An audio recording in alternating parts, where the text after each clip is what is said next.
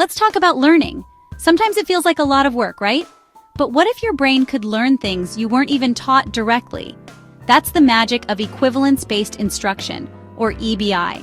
EBI is like a buy one, get two free sale for your brain. You learn one thing, and your mind figures out related things on its own.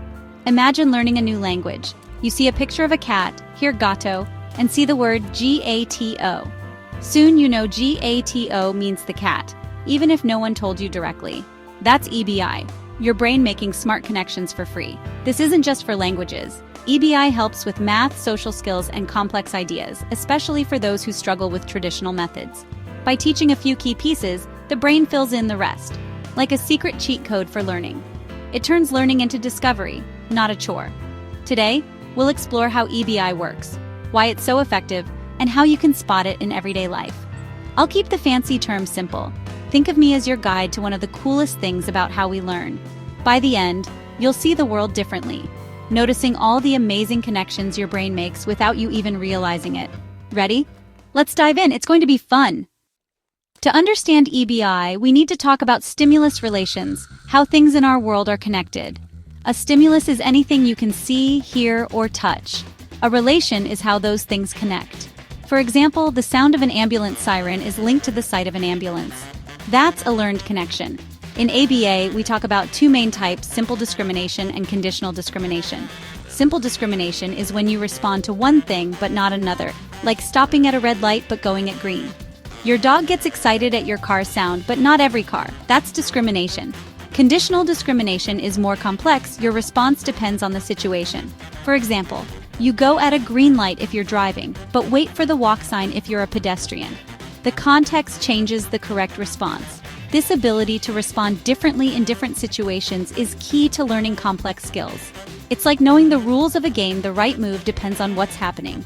These building blocks, simple and conditional discriminations, set the stage for EBI. They teach us to pay attention to context and make smart connections. Every day, we use these skills without thinking. Understanding them is the first step to unlocking EBI's power. It's how our brains start building networks of knowledge. So stimulus relations are the foundation. Next, let's see how our brains use them to make even more connections. Onward! Here's where the real magic happens. Our brains can do three amazing tricks: reflexivity, symmetry, and transitivity. Reflexivity is simple. Something is the same as itself. If you see a picture of a dog, you know it's a dog. That's reflexivity. Symmetry is a two-way street. If you learn A equals B, your brain figures out B equals A. Teach that a cat picture, A is gato, B, and soon hearing gato makes you think of the cat picture. Transitivity is the big leap. If A equals B and B equals C, your brain connects A to C. So if the cat picture A is gato, B, and gato, B is gato, C, you'll link the cat picture to gato even if you weren't taught that directly. These three, reflexivity, symmetry, and transitivity, are the tests for true stimulus equivalence.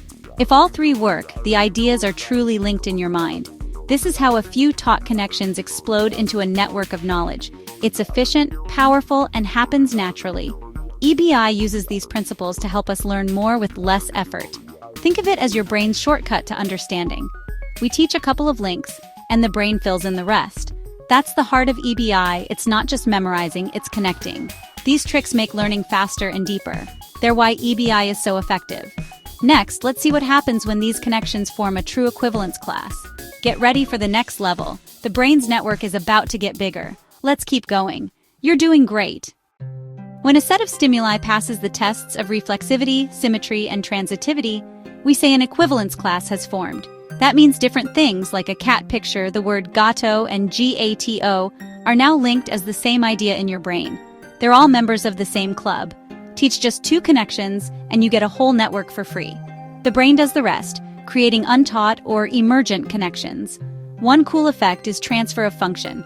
If you love cats, that positive feeling spreads to gato and gato, even if you've never seen those words before.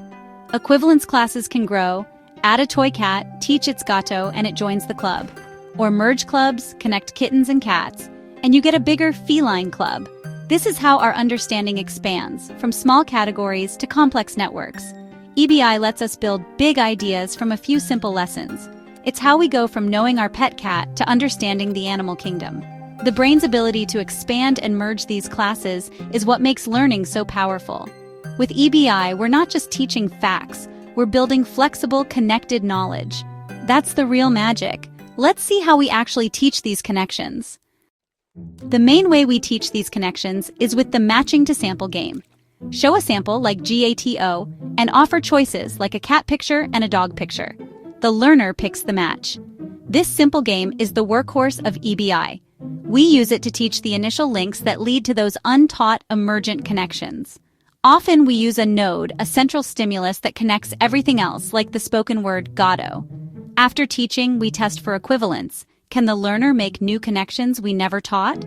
During the test, there's no feedback. We just see what the brain does. If the learner makes the right connections, an equivalence class has formed. We can use a simple to complex protocol, test easy, taught links first, then move to harder derived ones. This builds confidence and shows what the learner really knows. It's a systematic way to see if EBI worked. When it does, the learner has a fully connected network in their brain. That's the power of matching to sample. So, how do you design EBI? Start by choosing clear, distinct stimuli, making it easy for learners to see the differences. Use class-specific reinforcement reward correct matches with something unique to each class, like a piece of apple for the apple class.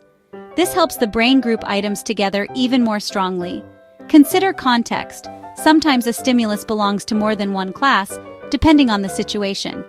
Use cues like background color or instructions to signal which club the stimulus belongs to. This teaches flexibility, a key skill. When mistakes happen, use exclusion. If the learner knows what a hammer is, and you ask for a wrench, they can figure it out by process of elimination. This lets you introduce new members to a class without lots of direct teaching. EBI uses what the learner already knows to help them learn new things. The right design makes EBI efficient and powerful. It's about setting up the environment so the brain can do its best work. With these steps, you can unlock the full potential of EBI. It's smart, flexible teaching. Next, let's talk about making sure learning sticks in the real world. That's where generality comes in. Teaching in a quiet room is one thing, but real learning needs to show up everywhere. That's generality. We want students to recognize gato in a bookstore or on the street, not just in class. To promote generality, vary your teaching. Use different pictures, voices, and fonts. This helps learners grasp the core concept, not just memorize one example. Practice in different settings and with different people. Take the game out of the classroom. The more variety, the more likely skills will generalize. We want knowledge to be portable, usable anywhere, anytime. Ultimately, EBI isn't just about forming equivalence classes. It's about teaching learners to make connections on their own. After enough practice, they start looking for connections everywhere. They learn how to learn. That's the most powerful form of generality. EBI gives learners a tool for life, not just a list of facts. It's about building expert learners. That's the real goal. EBI is powerful, but it's not the only way we connect ideas. Researchers have developed other approaches, like relational frame theory, RFT. RFT teaches us to relate things not just by sameness, but by difference, opposition, comparison, and hierarchy. For example, we can teach that happy is the opposite of sad, or that ecstatic is more than happy. This builds a richer, more flexible understanding of the world. These approaches don't replace EBI, they build on it. The goal is the same: help the brain make connections it wasn't taught directly. By understanding all these tools, we become better teachers and learners. We unlock even more potential in every learner. The more ways we connect ideas, the deeper our understanding grows. Equivalence-based instruction isn't just a theory, it's how our brains naturally build knowledge. By teaching a couple of links, we get a web of connections for free. EBI powers everything from reading to language learning to social skills. It works with the brain's natural flow, turning learning into a game of connect the dots. With tools like matching to sample and class-specific reinforcement, we can guide this process and make it even more powerful. Next time you learn something new, think about all the other things you now know because of it. Learning isn't just collecting facts, it's building a web of connections. EBI gives us the blueprint for that web. It's a smart, effective way to teach and learn. Appreciate the magic happening in your brain every day. And that's a wrap on equivalence-based instruction. From stimulus-stimulus relations to derived learning, this chapter proves that teaching smarter, not harder, is possible. If this helped make ABA more understandable, hit the like button, subscribe to ChapterCast, and drop your next chapter request in the comments. Until next time, keep learning, keep applying, and keep being awesome.